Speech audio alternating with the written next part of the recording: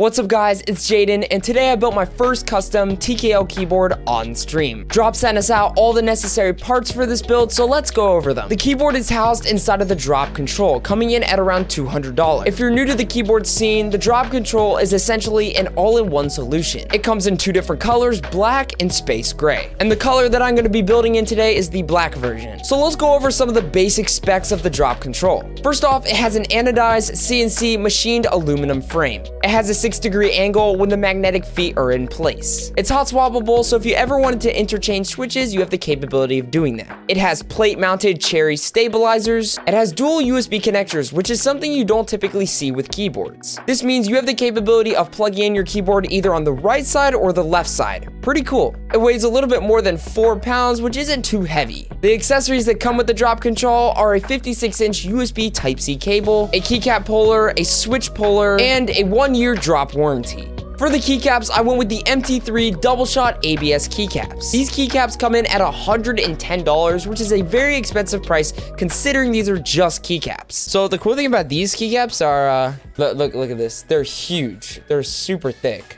Like if you compare it to okay, so if you look at a regular one, so this is a regular one, like a regular like keycap, and this one is like a high profile keycap, so it's more expensive. These aren't any ordinary keycaps like OEM profile or cherry profile. These keycaps are a lot taller and bigger, and we'll talk about that more later in the video. For the switches, I went with Holy Pandas. In my previous build, I worked with linear switches, but wanted to give tactile switches a try. I lubed all the 90 Holy Pandas with Krytox 205 grade 0. I was debating on whether to give Tribosys a shot when lubing the tactile switches. Many people said that Tribosys was a better lube for tactile switches, but I decided to stick with Krytox. First, I disassembled all 90 of the Holy Pandas. I divided them up into 3 separate plastic cups. If you're new to keyboards, this is a great way to keep organized while working. It allows you to separate each part into a separate cup. You can use bowls or whatever you'd like to just keep all the components in one area.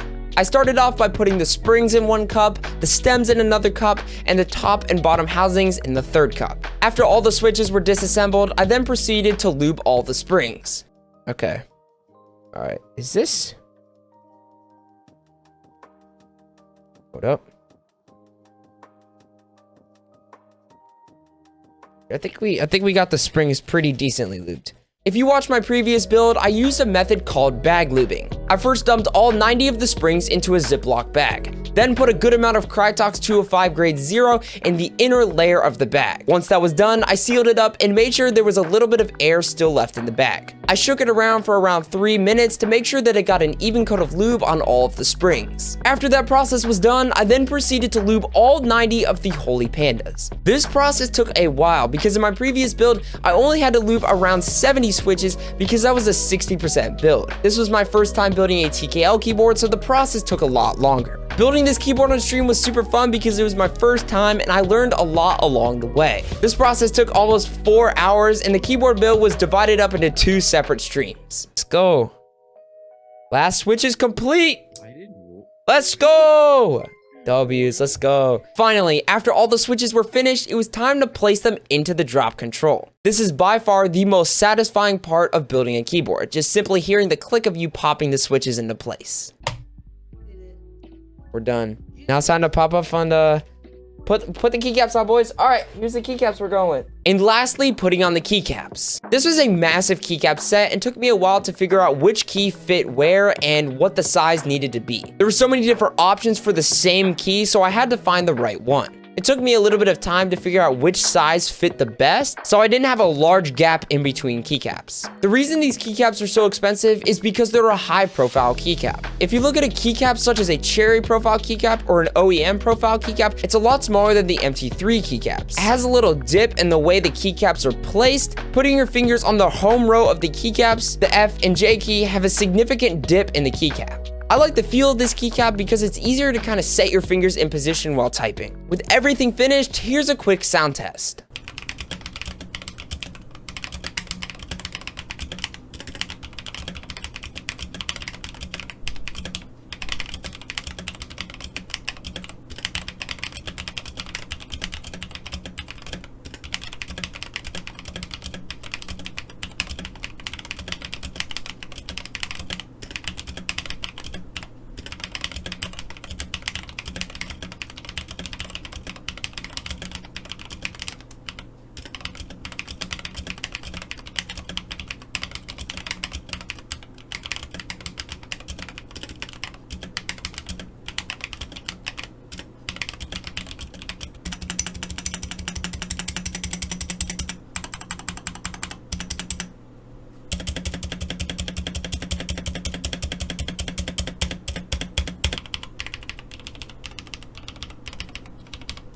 here are my overall thoughts, and we'll be going over the pros of the drop control first. I like how this keyboard is an all-in-one solution, and if you're new to keyboards, this is a great place to start. Most of the work is done for you, and it's essentially just plug and play. You're popping switches into place, putting keycaps on, and you're pretty much good. You'd have a keyboard. The drop control is also hot swappable, so you can always interchange switches as you go. The RGB of this keyboard is nice. It's not blaring in your face, and it's the only thing you can see on the keyboard, but it has this subtle look to it, which I really like.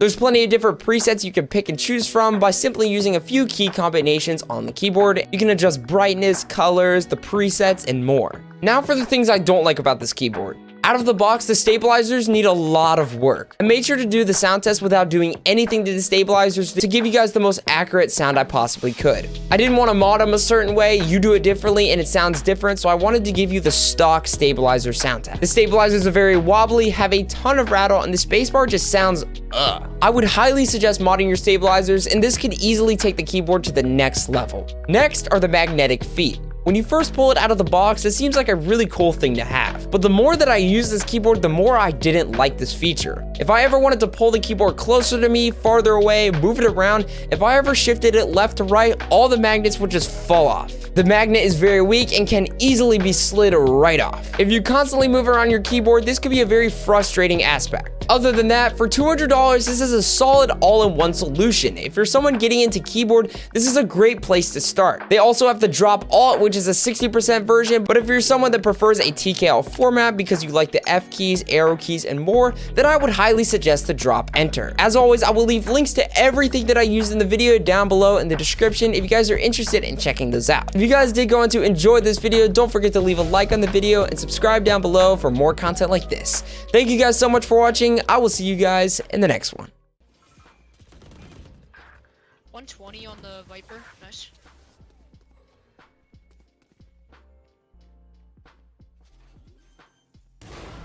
Wait, what? Am I tripping? Swear that was my teammate. I looked over and I was like, wait.